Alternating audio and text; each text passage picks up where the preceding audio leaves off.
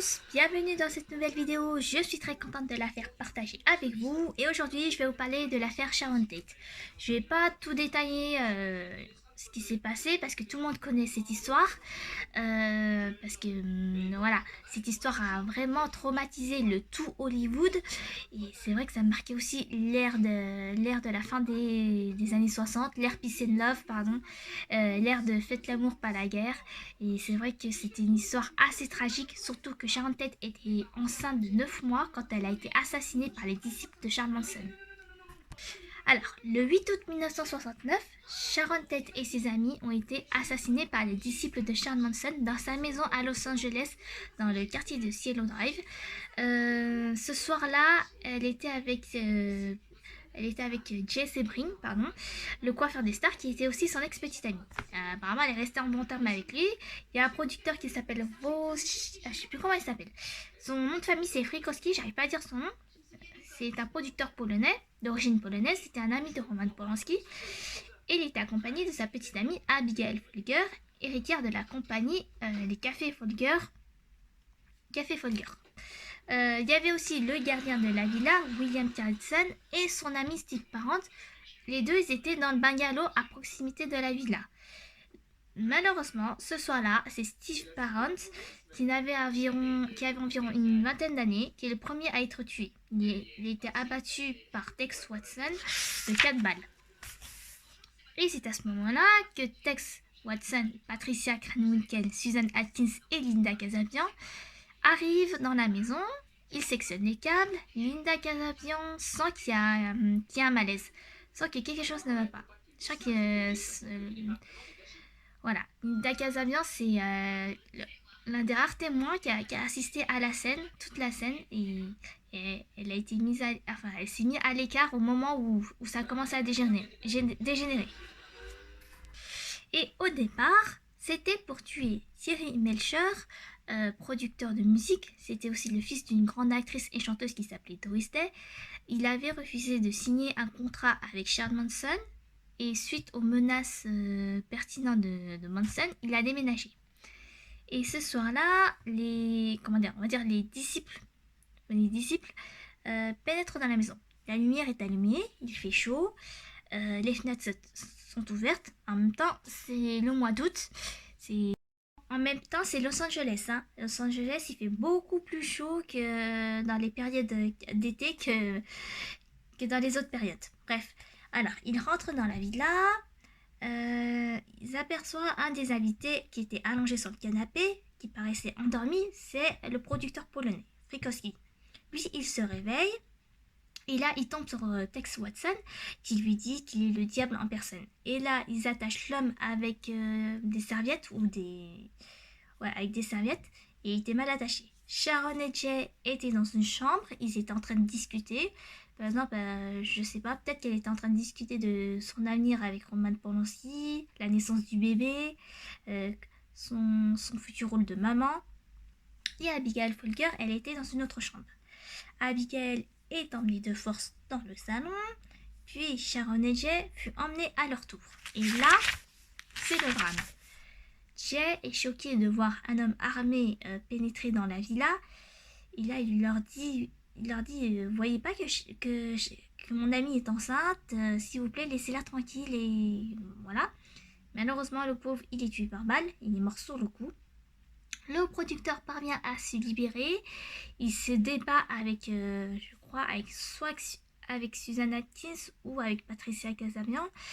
Mais il est tué à son tour de 55 coups de couteau. Puis, c'est Abigail qui s'échappe de la villa et court dans le jardin. Mais là, elle est tuée de 22 coups de couteau.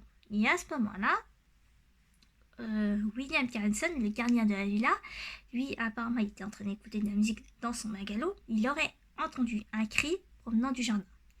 Apparemment, après avoir écouté de la musique, ils s'étaient endormis. Et à ce moment-là, il a entendu le cri.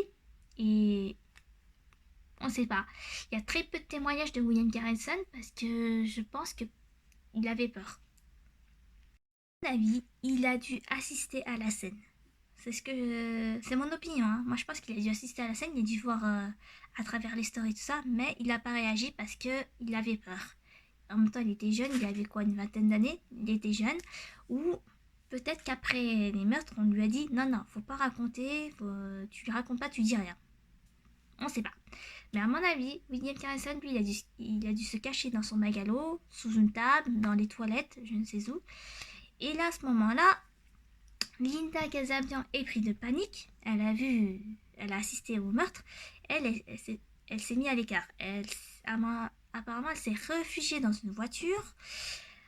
Pendant que Sharon Tate, elle va vivre un calvaire pendant des heures et des heures. Dans le salon, il y avait 2 cadavres. Elle était terrorisée. Elle pense à son bébé. Elle leur supplie d'épargner son enfant. Mais Suzanne Atkins lui dit genre écoute femme, j'en ai rien à foutre de toi et de ton bébé, tu vas crever. Et la pauvre Sharon Tate a été poignardée à plusieurs reprises. Mais malheureusement, son bébé ne survit que 6 petites heures. Et elle a été tuée à 16 coups de couteau. Et à ce moment-là, les disciples de Manson, enfin ouais, j'ai fait entre guillemets, mais bref, les disciples de Manson utilisent le sang des victimes, notamment celui de Sharon Tate, en écrivant le mot pig sur les murs du salon, sur la porte de la villa. Et ce soir-là, 5 personnes ont été tuées. Et le seul survivant, c'est le gardien de la villa. Le gardien de la villa, il y a très peu de témoignages. Je sais pas si c'est par peur ou si c'est où s'est vraiment endormi ce soir-là, mais il y a très peu de témoignages du fameux gardien. Le gardien, lui, il a dit comme quoi il avait écouté de la musique pendant ce temps-là et après il s'est endormi. Mais moi, je pense qu'à une époque, les drogues étaient tolérées parce que c'était l'ère Peace and Love, le mouvement hippie, tout ça. À mon avis, il a dû fumer une bonne gueuche, enfin, de la marijuana et défoncer et après il a dû s'endormir. Et voilà. Et après, quand il a entendu les cris, bah, il s'est réveillé et il a dû voir à travers les stores Abigail courir dans le jardin. Et là, il a dû assister au meurtre, mais voilà. Mais après, il n'y a rien sur lui. Parce qu'après les meurtres, lui, William Carlson, s'est réfugié chez ses parents. Et je pense qu'il avait tellement peur pour sa vie qu'il n'a rien dit. Jusqu'au jour où il a témoigné dans l'émission Hollywood Stories, consacrée sur l'affaire. Alors, ces 4 assassins sont les disciples de Charles Manson, un marginaux, gourou d'une secte qui prétend être la réincarnation du Christ. C'est un fou. Charles Manson est un fou. Et 2 jours après, ils ont découvert en fait qu'ils ont assassiné Sharon Tate quand ils ont regardé les infos lorsqu'ils étaient dans un ranch, parce que la communauté de Charles Manson était dans un ranch abandonné à proximité de Los Angeles. Et là, ils décident de frapper plus fort. Le 10 août 1969, Leno et Rosemary Lambianca, un couple sans histoire, ont été assassinés ce soir-là. Rosemary Lambianca a été tuée de 41 coups de couteau et son mari a été tué de 8 coups de couteau. Son corps était criblé de fourchettes. Une des fourchettes était plantée dans le ventre et un mot gravé sur son abdomen, le mot War. Pareil, les assassins ont écrit avec le sang des victimes sur les murs de la maison. Mort au port, Rice, qui veut dire lève-toi, sur les murs de la maison. Et une des disciples écrit sur le frigo le mot Helter Skelter, mal orthographié, qui fait une référence à une chanson des Beatles. Après les meurtres, les membres de la famille Manson, enfin ceux qui ont tué le couple Lambianca, restent dans la maison pendant un petit moment. Ils trouvent tout ce qu'il y a dans le frigo, ils jouent avec le chien des victimes, ils prennent une douche, puis ils sortent dans la maison comme si de rien n'était et ils font du stop pour rentrer au ranch. Au départ, quand la police découvre le double meurtre, ils n'avaient pas fait le lien entre les meurtres de Sharon Tate et le couple Lambianca. La presse People, toute la presse s'en est pris à Polanski en disant ouais, c'est le diable en personne. Ils ont commencé à écrire des articles racoleurs sur Sharon Tate en disant ouais, elle avait organisé des orgies, elle avait organisé un truc hippie en utilisant des drogues et tout ça. Non, c'était totalement faux. Sharon Tate était une belle actrice américaine, blonde.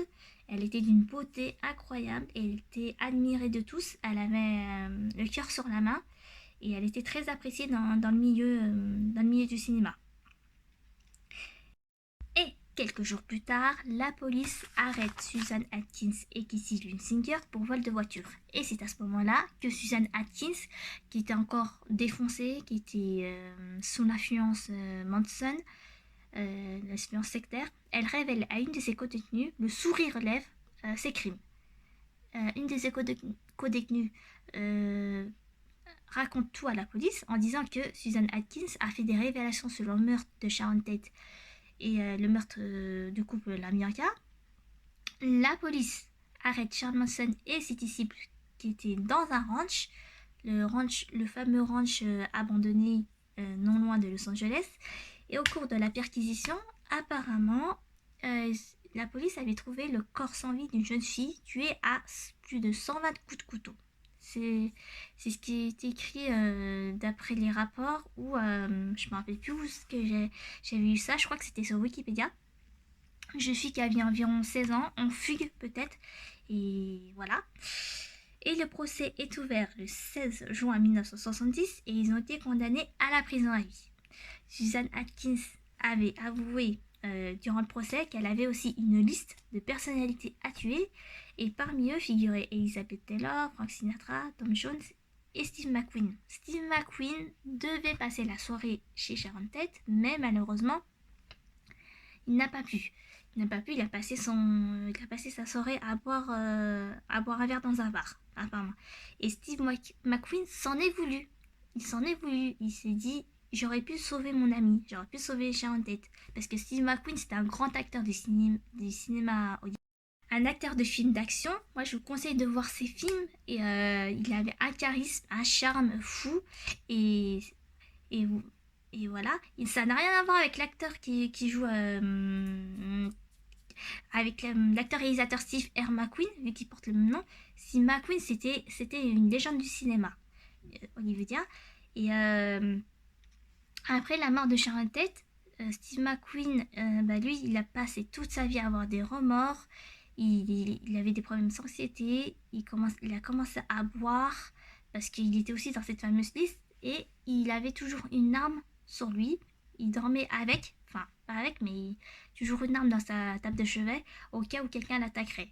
Et s'il avait été là, Steve McQueen, je pense qu'il aurait, il serait défendu. Vu que Steve McQueen, c'est quelqu'un de fort et franchement quelqu'un de costaud. Et comme il était acteur de cinéma d'action, il a été aussi l'élève de Bruce Lee. Bruce Lee, lui aussi, il était présent à l'enterrement de Sharon Tate parce qu'en fait, il était très ami avec elle. Il l'a appris à préparer des scènes de combat bien avant qu'elle tombe enceinte pour le tournage d'un film. Et voilà. Et pour en revenir à Susan Atkins, durant le procès, elle était mais complètement à l'ouest. Hein. Pour en revenir au procès, le procès, c'était un procès médiatique. Charles Manson, lui, il arrive avec une croix gammée sur le front. Il y avait des disciples de Charles Manson qui s'est mis à chanter, à avoir le crâne rasé, qui était totalement défoncé ou sous influence de Charles Manson, vu que Charles Manson c'était aussi un gourou sectaire. Oui, il a organisé dans son ranch des orgies. La plupart des filles ont donné naissance à un enfant dont le père était Charles Manson. Voilà. C'était vraiment un fou, un malade. Charles Manson, il détestait aussi les Noirs et les Afro-Américains. Il détestait. Il disait, ouais, on va exterminer les Afro-Américains. Et à ce moment-là, il est devenu un personnage de la culture populaire. C'est-à-dire que il y avait des t-shirts à son effigie, il y avait des pins à son effigie, parce qu'il disait comme quoi c'était le symbole d'un mouvement hippie, alors que non, parce que Charles Manson c'était un fou, et Charles Manson détestait les hippies. Il disait que moi, les hippies c'était des gens pas très nets, mais lui il était pas très net, hein, c'était vraiment un fou. Hein. Il avait l'allure d'un hippie, mais c'était un malade. Et c'est Linda Kasabian qui était témoin des meurtres. l'une des seules qui a témoigné contre la secte Manson. Elle a raconté ce qu'elle a vu, ce soir-là. Et voilà. Et les disciples de Manson ont tous été condamnés à la prison à vie. Il a engendré des monstres suite à ça, parce que la sœur de Sharon Tate, Debra Tate, elle a dit comme quoi en fait chaque fois qu'elle venait au cimetière pour se recueillir sur la tombe de sa sœur, la pauvre elle se faisait malmener par les disciples, enfin les nouveaux disciples de Charles Manson, en l'insultant, en lui menaçant et tout ça. Après la mort de Sharon Tate, le propriétaire de la maison, Rudolf Altobelli, un gestionnaire de talent, à une époque, Roman Polanski et Sharon Tate avaient loué la maison. Ils étaient locataires et pas propriétaires. Ce propriétaire a fait quelque chose de pas très net, on va dire. Il a demandé une facture de nettoyage de la maison à la famille de Sharon Tate en disant qu'ils avaient loué d'une manière inappropriée. Il a demandé, 480 000 $, donc 300 000 $ à la famille de Sharon Tate et Roman Polanski. Le père de Sharon Tate, lui, était furieux. Il a écrit une lettre désagréable, profanant des insultes et tout ça, en disant « Ce n'est pas bien ce que vous faites, j'ai perdu ma fille d'une manière horrible, ainsi que mon petit-fils. C'est inadmissible. » Moi, j'étais choquée de lire ça. Ce propriétaire qui demande des indemnités à la famille du défunt. Sachant qu'il y a eu des meurtres, 5 meurtres dans la maison, et que c'est pas à la famille des défunts de payer tout ça, mais plutôt aux criminels. Hein. C'est mon opinion. Voilà. En ce qui concerne la maison serait hantée. C'est ce qu'ils disent. Hein. J'avais lu sur internet, j'avais fait des recherches sur la fameuse maison située à Silo Drive, vu que bien avant que Sharon Tate y occupe, et cette maison appartenait à Michel Morgan. Ensuite, c'est Terry Melcher qui a pris possession de la maison, enfin en louant la maison, et tous deux. Donc Michel Morgan aurait senti que la maison serait hantée, notamment dans le salon, et qu'elle avait entendu des choses étranges. Pareil pour Terry Melcher. Lui, il avait du mal à dormir, il prenait des somnifères, et son ami Marc disait que le système audio se mettait en marche d'une manière inexpliquée au beau milieu de la nuit. C'est qu'il avait du mal à dormir. Enfin, Marc et Terry Melcher avaient du mal à dormir. Et la maison serait hantée par une femme qui s'était suicidée après avoir appris que son mari l'avait trompée. Ouais, voilà. Et cette maison abriterait des entités surnaturelles. Et il y a aussi une petite anecdote. Sharon Tate, elle a elle aussi vécu un événement paranormal. Elle aurait croisé le fantôme du défunt mari de l'actrice Jean Harlow. Jean Harlow, c'était une grande actrice, belle, blonde, très talentueuse. Bien avant Marilyn Monroe, elle était superbe. Bref, voilà. Et alors, Sharon Tate est enterrée dans le cimetière de Holy Cross catholique à Culver City, en Californie. La maison, malheureusement, avait du mal à trouver des locataires, et c'est en 1993 que la maison a été louée par un chanteur d'un groupe qui s'appelle Nine Inch Nails, c'est allemand, hein, Trent Reznor. Il a loué la maison sur Cielo Drive. Son groupe travaillait sur le deuxième album. Ils ont transformé le salon, là où il y a eu les meurtres, en studio de musique appelé Le Pic.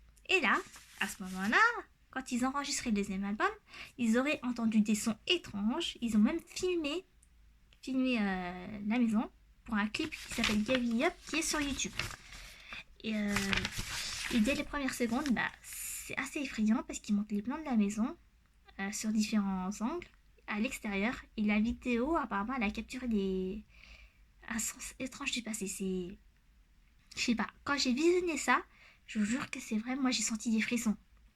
Ça m'a fait mal au cœur, et l'idée de voir aussi un groupe tourner un clip et enregistrer un album dans le salon là où il y a eu 3 meurtres, je trouve que c'est assez effrayant. mais vraiment assez effrayant, hein. Même Marilyn Manson, chanteur, il avait enregistré aussi un single ou un album, je sais plus, la même année dans la maison, il avait enregistré pardon l'album dans le salon. La maison a été démolie la même année, en 1993, et ça a été remplacé par une grande villa, et apparemment ça appartenait à Jeff Franklin, le créateur de la série La Fête à la maison. Et ça continue aussi à... Et apparemment, il y aurait des entités pardon, surnaturelles dans le quartier de Cielo Drive, de même que l'équipe de Ghost Adventure avait fait un reportage là-dessus. Ils ont essayé de contacter l'esprit de Sharon Tate et apparemment ça a marché, hein. Ils ont entendu une voix genre help me dans une maison à proximité de l'ancienne villa qui a été démolie. Voilà. Et apparemment, il y avait une femme qui aurait vu le fantôme d'une autre jeune femme ensanglantée avec un bébé dans les bras. Ouais, c'est un peu glauque. Alors, je sais pas si elle était sous l'emprise de l'alcool ou de stupéfiants, ou peut-être qu'elle a réellement vu quelque chose. Bon, la suite, on la connaît. On la connaît tous, hein.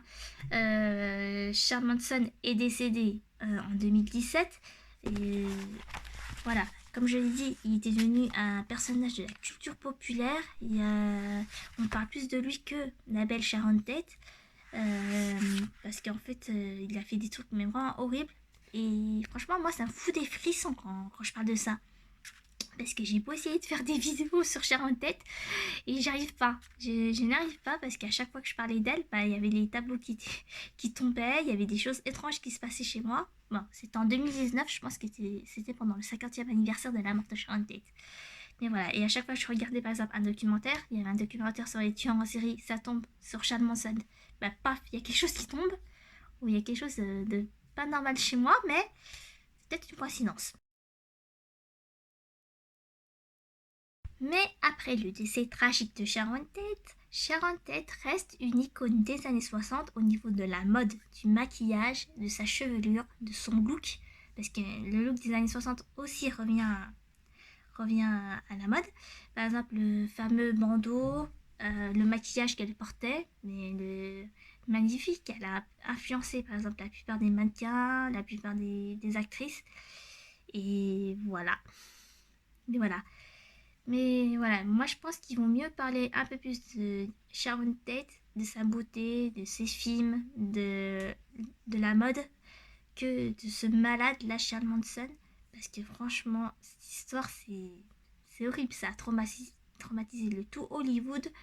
Et après, on sait qu'il y a eu l'histoire avec Roman Polanski. Il est devenu un grand réalisateur. Mais il y a eu l'affaire des viols, des agressions sexuelles qui est remontée à la surface après le mouvement MeToo.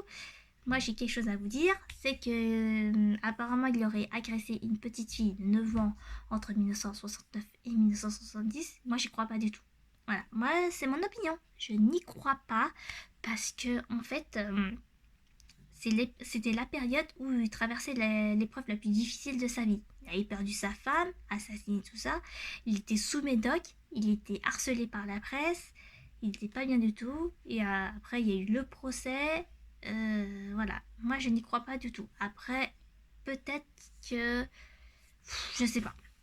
Bon, ce qui est pas bien, c'est qu'il aurait mieux fait d'être jugé aux États-Unis sur l'affaire du viol quelques années plus tard sur cette jeune femme qui s'appelait Samantha. Et elle, Samantha, je pense qu'elle est fatiguée, elle a envie de passer à autre chose. Mais voilà. Bon, cet épisode est maintenant terminé. Je vous dis à très bientôt pour de nouvelles aventures. Ciao!